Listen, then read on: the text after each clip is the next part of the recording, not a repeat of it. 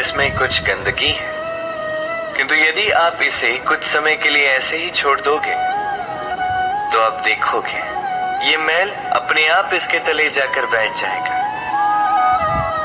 यदि इस पात्र को हिलाओगे तो कुछ नहीं होगा, शांत छोड़ दोगे तो ये मैल अपने आप नीचे चला जाएगा।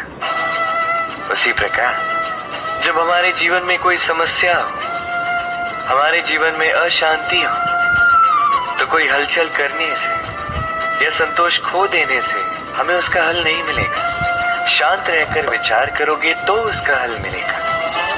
स्मरण रखिएगा, धीरज और संतोष से, शांति से विचार करोगे तो कितनी भी बड़ी समस्या क्यों ना हो, उसका हल अवश्य निकाल लोगे।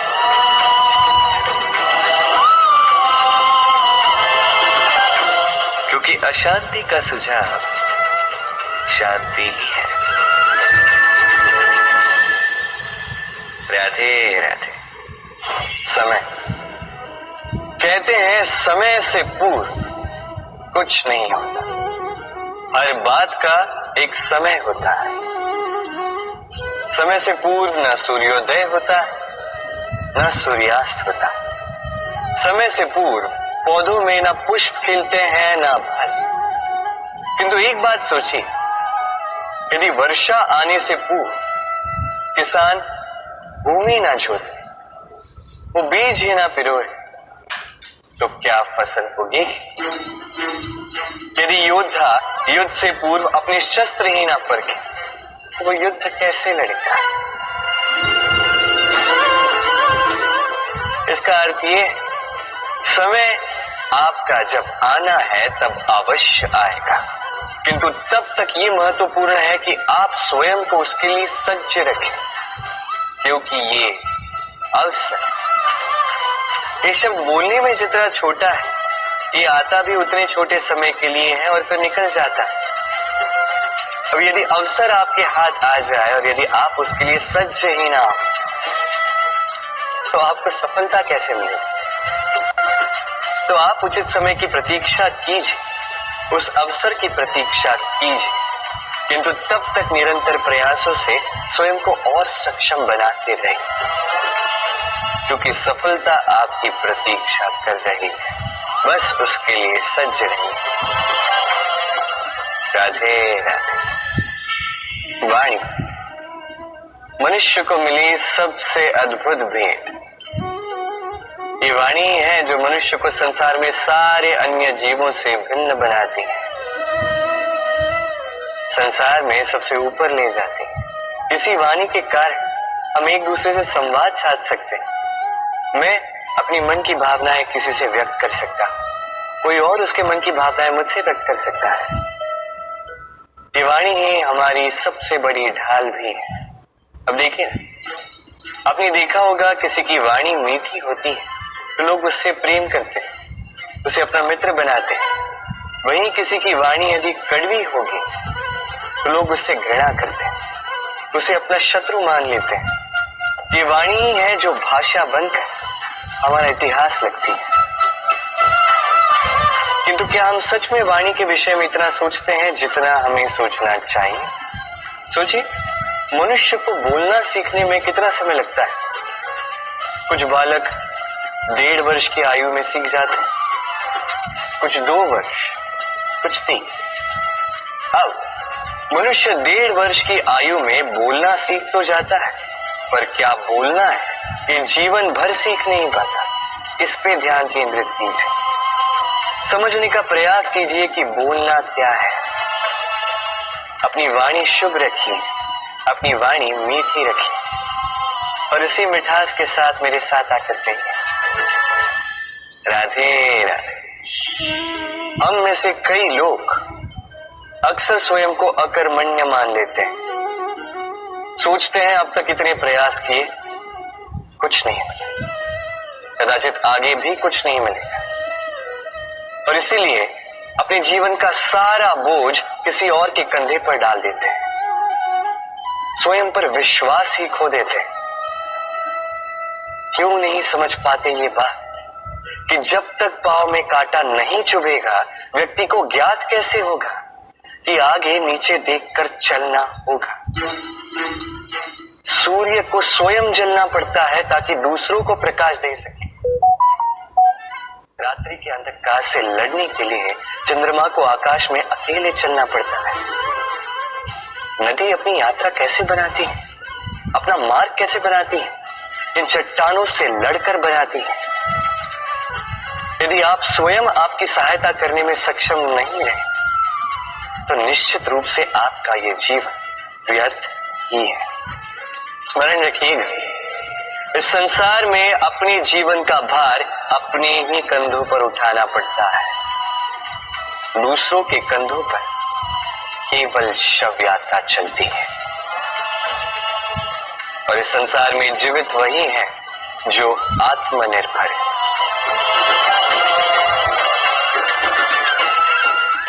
राधे राधे। कभी आपने किसी कुंभकार को देखा है? एक पात्र बनाते हुए पहले गीली मिट्टी रौंदता है, फिर उसे मथता है, फिर उसे चाक पर चढ़ाकर एक उचित आकार देता है। यदि आकार ठीक ना हो तो उसे तुरंत ही ठीक कर देता है, क्योंकि उसे ज्ञात एक बार इसे आग पर रख दिया गया, एक बार इसे पका दिया गया, फिर उसके पश्चात उसका आकार नहीं बदला जा सकता। यहां पे छिपी है एक सीख। सारे माता पिताओं के लिए यहां एक सीख है। माता पिता ऐसे ही तो होते हैं। उन्हें अपनी संतान को समय के अनुसार श्रेष्ठ संस्कार देने चाहिए। माता पिता को कभी उनका विधाता नहीं बनना चाहिए, किंतु हर समय सदैव प्रयास कीजिए कि उन्हें उचित दिशा दिखा पाओ। कभी कोमलता से, कभी प्रेम से, तो कभी कठोरता से उसके जीवन को, उसके व्यक्तित्व को आकार देने का प्रयास करना चाहिए। क्योंकि जिस प्रकार एक बार पकने के पश्चात उस पात्र का आकार नहीं बदला जा सकता, उसी प्रकार आयु बढ़ने के पश्चात संतान के संस्कार नहीं बदले जा सकते। स्मरण रखिए। राधे राधे। ईश्वर ने बेलों को खड़े रहने की शक्ति नहीं दी, ईश्वर ने यह शक्ति दी वृक्ष को। इसलिए बेलें वृक्ष का सहारा लेके खड़ी रहती, उसी पर फलती। अब ये बेलें दो प्रकार की होती, एक वो जो इस वृक्ष पर खिलती है, पुष्प गाती है, स्वयं भी सुंदर दिखती है, वृक्ष को भी सुंदर बनाती। दूसरी वो जो वृक्ष को पूर्णतः सुखा देती, उसकी प्राण शक्ति उससे सोख लेती और अंत में स्वयं भी मुरझा जाती। स्मरण रखिए, यदि कोई व्यक्ति सदैव आपके साथ खड़ा रहा, सदैव आपका संबल बनकर रहा, सदैव उसने आपकी सहायता की, और यदि आप उसके साथ छल करोगे तो आपका पतन निश्चित है। ऐसा कभी न करें। सदैव ऐसे लोगों को प्रेम दे, सम्मान दे और मेरे साथ आनंद से करें। राधे राधे। आइए इस पौधे से मिलिए। मेरे लिए ये पौधा अत्यंत प्रिय है।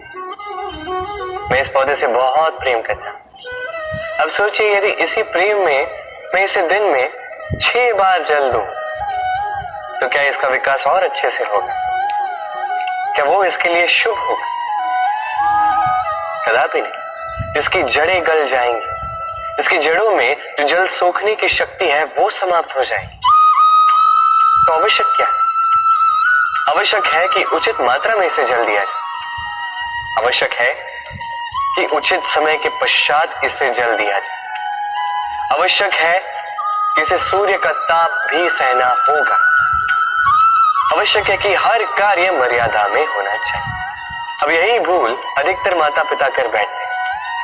अपनी संतान से इतना प्रेम करते हैं और उसमें संतान की हर आवश्यकता पूर्ण करते हैं, हर एक वस्तु उसे देते हैं, हर एक बात करते हैं, और ऐसे में उस संतान के विकास में स्वयं ही बाधा बन जाते हैं। ऐसा मत कीजिए।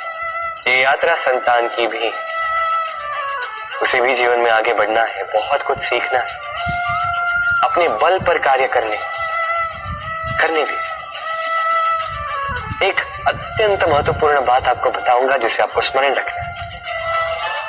प्रेम और शत्रुता यदि अति है तो घातक है। हर बात में संतुलन बनाकर रखिए और मेरे साथ प्रेम से कहिए, राधे राधे। हम सभी मंदिर में जाते हैं, ईश्वर के समक्ष बैठकर हाथ जोड़ते हैं और अपनी मांग रखते हैं। कभी सोचा है ईश्वर को कैसे लगता होगा कि मेरे भक्त मेरे पास आते हैं केवल अपनी इच्छा पूर्ति के लिए, मुझसे मिलने के लिए। कई सारे लोग मंदिर जाते हैं, अपनी इच्छा ईश्वर के समक्ष रखते हैं। अब यदि उनकी इच्छा पूर्ण ना हो तो हताश हो जाते हैं। अब से जब भी आप मंदिर जाओ, ईश्वर के समक्ष बैठो, हाथ जोड़ो और कहो धन्यवाद। धन्यवाद ईश्वर, आपने मुझे जो कुछ भी दिया है उसमें मैं प्रसन्न हूं। बस मुझे मार्गदर्शन दे कि कैसे मैं अपने कर्मों से, स्वयं अपने कर्मों से वो सभी प्राप्त कर सकूं जो मैं पाना चाहता हूं। ईश्वर से केवल मांगने जाओगे तो ईश्वर के समक्ष स्वयं को बहुत ही छोटा पाओगे। तो यदि स्वयं कर्म करके ईश्वर को धन्यवाद कहने जाओगे तो सही अर्थ से आपको ईश्वर मिल जाएंगे। राधे राधे। अद्भुत बात है ना, हमें सदैव हमारे नाम से बुलाया जाता है, नाम से हमारी पहचान है। ये नाम ही है जो इतिहास में स्थान बनाने में हमारी सहायता करता है। नाम बनाने के लिए व्यक्ति क्या कुछ नहीं करता, नाम पर कलंक न लग जाए इसके लिए क्या क्या प्रयास नहीं करता। अपने जो कुछ भी पाए, धन, संपत्ति, सुख, ये सब कुछ नाम के समक्ष छोटा है। नाम सबसे ऊपर रह जाता है।